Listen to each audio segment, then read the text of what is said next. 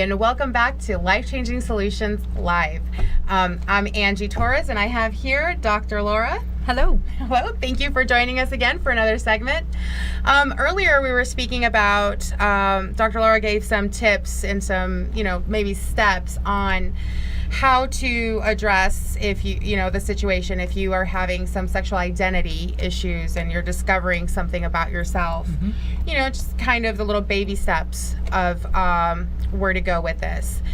Something that I do want to emphasize, and she did mention, is it's totally okay to seek help and support.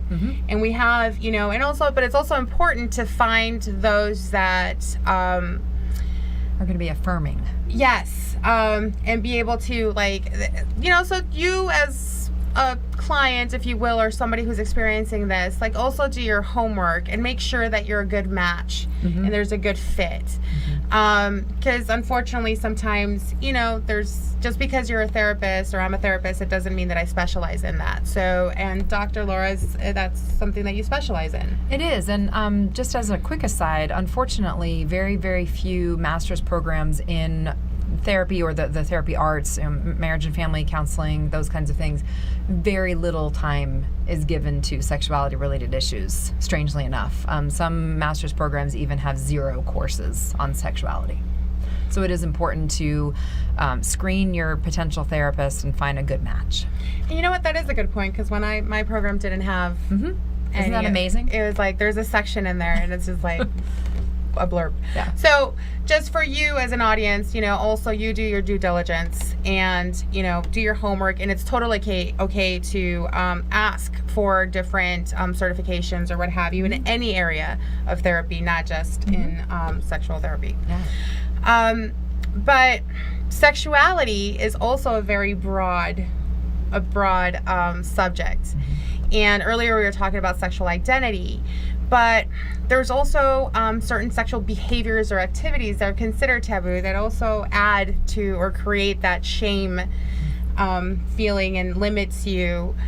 And you have created a workshop around this? I have, actually. The workshop is called Kink 101 and Other Fun Sex Stuff.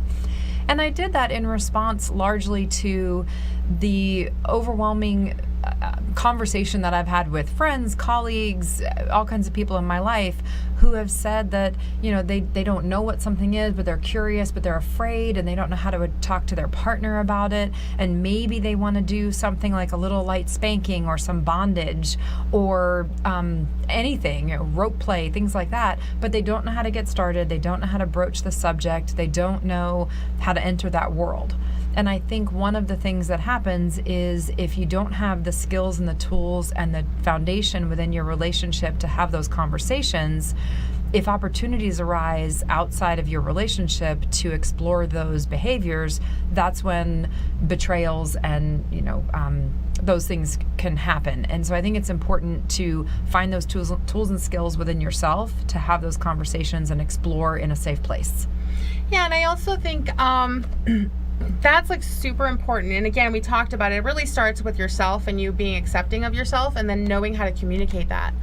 But from a recipient standpoint, I also invite you to be open and try to discover what's behind that and just be accepting of it. I remember having a conversation with a friend of mine, and I was genuinely curious. And I was just like, okay, we need to talk about this. Because I'm like, all right, let me take notes. And it was, and what I found was so fascinating, really. And he loved the fact that I was just like a little girl, like, tell me more. Right. And one of the things is that he liked to wear women's underwear. Okay. Okay.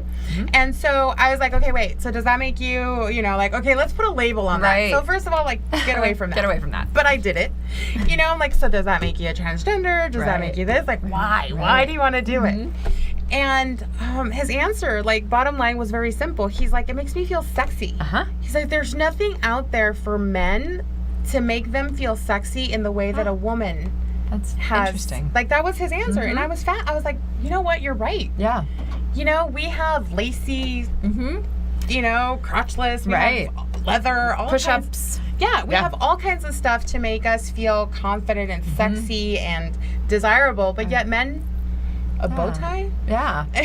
I think it's that kind of persona changing. I think we have our identities, are you a mom? Are you a dad? Are you an accountant? Are you the president of the, local Rotary? We have those identities, but those identities tend to not be as relevant or as applicable in the bedroom. And I think that you bring up a good point. Women have the ability through lingerie, through all kinds of other accessories and external things to augment those personas. And you're right, men don't have as many available to them. And that could be why at least your friend found that as his outlet. And that is, we would call that a fetish, something that can enhance the sexual experience. Yeah, and as you mentioned, and this is the case of my friend, and it's very unique to him. And it doesn't mean that the next person who enjoys wearing women's lingerie, that's his reasoning. Right. And so, again, as a recipient of this information, I do invite you to be open to it and really be, genuinely curious. And it's okay to ask the questions in an inviting, welcoming space. And that would really also leads to a great connection, I think. But going back to you as far as Kink 101, is this kind of the stuff that you talk about? Yeah, the Kink 101 workshop that's this weekend on Sunday from 1 to 4 starts out with a values clarification activity because, again, starting with self and understanding self and how you feel and why you feel that way is an integral part of this process. Then we go through a terminology game where we learn about different terms, and so far I've managed to stump people, which makes me happy, but not make people feel dumb, which is what I don't want to do. And then we go through some communication activities where you can learn how to say yes and no with respect and dignity, but also honoring your intentions and your truth. And we go through all kinds of accessories and props and toys and fun things, as well as resources such as books and websites.